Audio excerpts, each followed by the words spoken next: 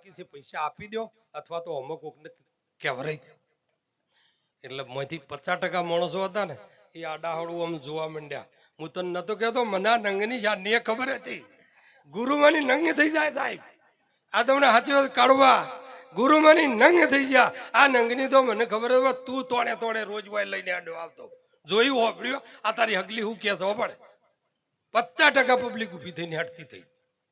વળી થોડીક શાંત થઈ સભા બેઠી છે અને રૂપાળું સત્સંગ ધારા ઉપર ચાલે છે.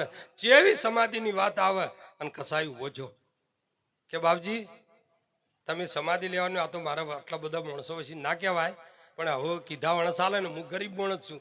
તમે રોજ મારા અહીંથી 100 ગ્રામ લઈ જતા એના પૈસા બાકી છે એ આલી દો અથવા તો કોકના પાણ કેવરાઈ દો. એટલે વળી 25% પબ્લિક હતી ને તે હલી કે જોયું વેશ્યા ભોગવી માંસ ખાધું અને આપણને પ્રતિજ્ઞા કરાઈ છે ઉઠો અને પહાણ ના બેહે આવા ઠગ પહાણ. 25% પબ્લિક ઊભી થઈ ગઈ. હવે 25% રહી સત્સંગ ચાલે છે સમાધિની વાત આવે છે.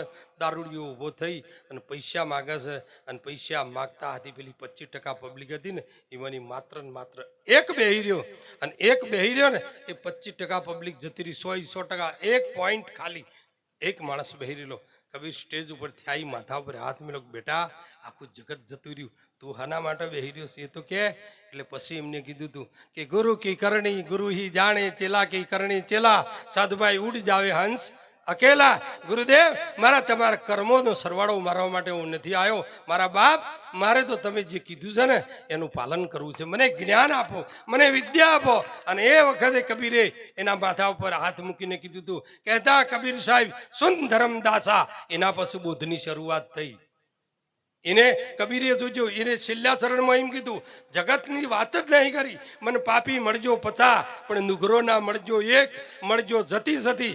અને આ નુગરાઓનો ભાર આ પૃથ્વી પર એટલો બધો વધ્યો છે ને સાહેબ બે હદ.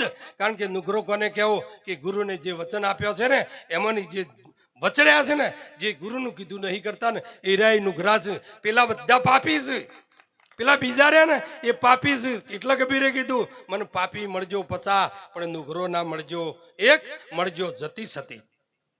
આ નુગરાને માણસનો ભાર આ પૃથ્વી પર કબીર સાહેબ માથા પર હાથ મૂકી ધર્મદાસને કીધું કહેતા કબીર સાહેબ સુન ધર્મદાસા. અને પછી એટલેથી બોધની શરૂઆત કરી. એટલે મિત્રો આ આજે આ બધા નરકમાં જો બીજા શ્વાસ હોય આ પહેલાદના જે હતા ને એમ તમારા શ્વાસા જે આ સ્મરણ કર્યો આવું જેને યાદ કર્યું સત્સંગમાં જઈને આવીને તમારો શ્વાસમાં પરિવર્તન ના આવતું હોય તો કનવા સાહેબે એટલું બધું જોરદાર વાત કરી છે. એ વાતને જીવનમાં ઉતારવા જેવી છે. કારણ કે શ્વાસ જીવન મેં શ્વાસ તણી છે સગાઈ. ભજન કરવું હોય ને તો શ્વાસ સિવાય ક્યારેય કોઈ કરી શક્યું નથી મિત્રો. એટલે આપણે આ શરીરની આપણે જ્યારે ગુરુ પાસે જઈએ છીએ ગુરુ પાસે જઈએ છીએ અને ગુરુ આપણને જ્ઞાન આપે છે. તો હું તમને એક પ્રશ્ન નહીં કરતો પણ તમે વિચાર કર્યો કોઈ દિવસ આ જીવનની અંદર ગુરુ કને કરાવવા પડશે. આ તમે ગુરુ પાસે જાઓ છો તારે ગુરુ કોણ અને શિષ્ય કોણ. ગુરુ કોણ કરાવે છે આ ગુરુ કરાવે છે કોણ.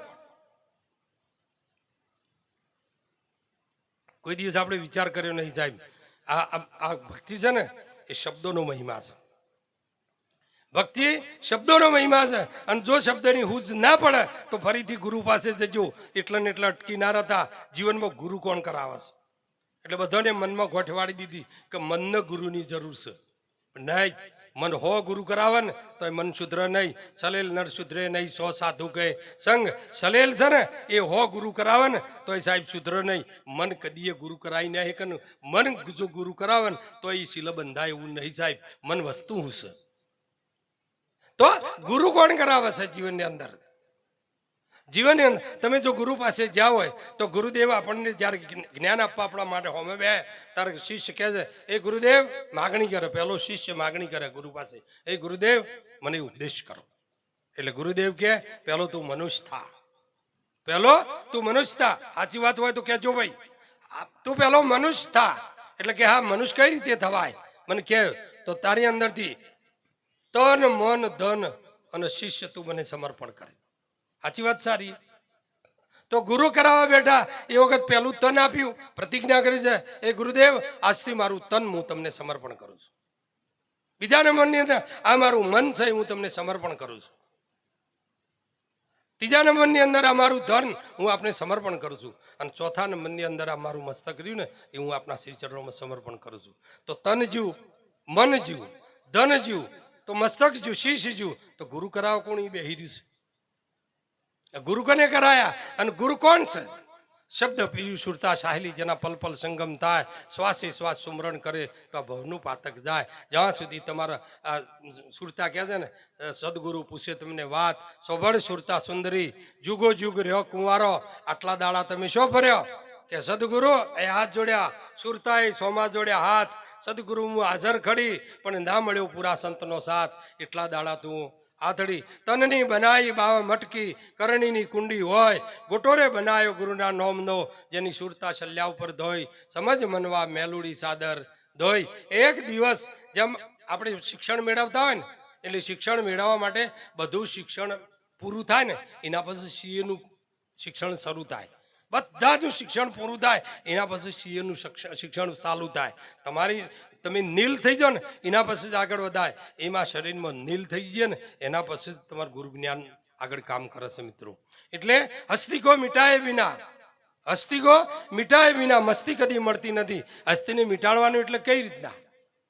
હજુ સુધી આપણા જીવનની અંદર આપણને ગુરુએ શું ઓળખાયું છે? આપણને ગુરુએ આત્મા ઓળખાયો છે. તમે ઠાકોર છો એ ઓળખાયું છે? તમે કોણ છો એ ઓળખાયું છે? કડવા હોવાની ઓળખાણ કરાય છે, ગુરુ આની ઓળખાણ કરાવે છે. તમે કોણ છો એની ઓળખાણ કરાવે છે. જે ખોટા સિક્કા મારેલા છે ને, આજ દાડા સુધી જગતને ખોટા સિક્કા માર્યા છે. જ્યારે આપણો જન્મ થયો ને કારણ ફઈ ફુવાઈ ભેળા થઈ અને નોમ ઠોકી બેહારી, તમારું નામ કરણસિંહ, એટલે આપણે મોની લીધું કે મારું નામ કરણસિંહ છે.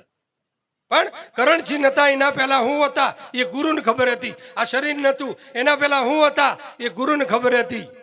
અને એટલા માટે ગુરુને પૂછે છે અને એનું નામ જ ઉપદેશ છે સાહેબ. તનની બનાવી બાવા મટકી, કરણીની કુંડી હોય, ગોટોરે બનાવ્યો ગુરુના નામનો, જેની સુરતા સલ્લા ઉપર ધોઈ, સમજ મનવા મેલુડી સાદર ધોઈ.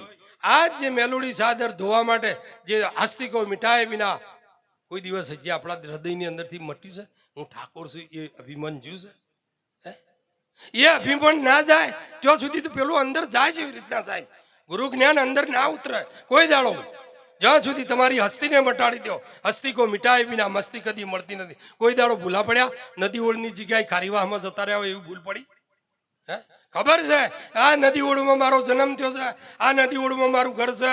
એ આપણા મા બાપે કીધેલું છે, આપણે ફઈ ફુવાઈ કીધેલું છે. આ તારો બાપ છે, આ તારી મા છે, આ તારી માસી છે, આ તારો કાકો છે, આ તારી કાકી છે. એ બધા જગતના આપણા ફઈ ફુવા ઓળખાણ કરાવે છે. પણ એનાથી ઉપર આ બધું નહોતું ને. એ દાડો તમે કોણ હતા એની માત્ર ને માત્ર ગુરુને ખબર છે. એ ગુરુ સમજાવે છે હસ્તિકો મિટાય વિના મસ્તી કદી મળતી નથી, આંખને મીજા સિવાય જ્યોતિ કદી જળતી નથી. તમારા દેહના ભાવને ગંગા સતી કહે છે ને, જાતિ ને ભ્રાતિ નહીં હરિના દેશમાં, કાઢવો આ વર્ણનો વિકાર.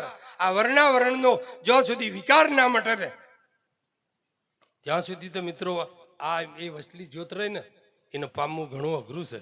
આ બધા દીવાઓ લઈ જાય પેલો છે લેવા માટીના પૈણા એમ રહ્યું છે નહીં ઓલવા દેતા. આ બધા દીવા ઓલવાઈ જાય, એક દીવો ચાલુ રહે, એ પ્રકાશમાં પ્રકાશ ભળે. દાડો ઉગતો સુધી કે કોટવાડ કે ગરધણીને કે ભાઈ આ દીવો રહ્યો ને એમાં ઘી પૂરે જજો દાડો ઉગ્યા સુધી. એટલે પ્રકાશમાં પ્રકાશ ભળી જાય ત્યાં સુધી એ દીવો કેમ ચાલુ રાખવો પડે છે? બધા દીવાઓ લઈ જાય ચાલે છે. પાટનું રહસ્ય છે, બહુ જબરજસ્ત રહસ્ય. આ રહસ્યને સમજવું પડશે સાહેબ. આ રહસ્ય ના સમજીએ ને ત્યાં કીધું ને આ પાઠ છે ને અહીં આ કદાપી જ્યોત છે ને આ તો આપણે બધાને સંતોય મળીને પ્રગટ કરે, પણ તમારી અંદર જે જ્યોત છે ને એ કને પ્રગટ કરી છે સાહેબ. એ કયા કોટવાળ હતા, કયા ગુરુ ગાદી ઉપર હતા અને એની અંદર જ્યોત પ્રગટ કરી છે? એ આ આઠનો છે. આઠ પાઠ છે. આ 8 તત્વોનો બનેલો છે સાહેબ. અને આ 8 તત્વોનો જે બનેલો છે ને પાઠ, એ પાઠ કદાપી હારી હમણાં 4 વાગે જ્યોત વળી જા, પણ ઓમાં જ્યોત વળી જા હતો ઓમાં જ્યોત વળી જા હતો. એટલે આ જ્યોત વળે છે ને એ બહુ લોભી વળે. એટલે કબીર સાહેબ કીધું કોશીનો રણકો દીવાની જ્યોત બોલો સંતો ક્યાં જઈ સંભાળી. કોશીનો રણકો જે આ કહું વગાડીએ છીએ, આ મંજીરા વગાડી છે, રણકાર કયો જાય આખરે આ જ્યોત જવાય છે હમ સમાય છે. હે આ ઓનું નિરીક્ષણ કરવું હોય ને તો તમારી અંદર કરી શકો. તમારો આ સૂર્ય અસ્ત થવાનો હોય તારું પેલું આ હમણાં તો જોજો એક દીવો બંધ થાય, બધા હાથી બંધ નહીં થાય.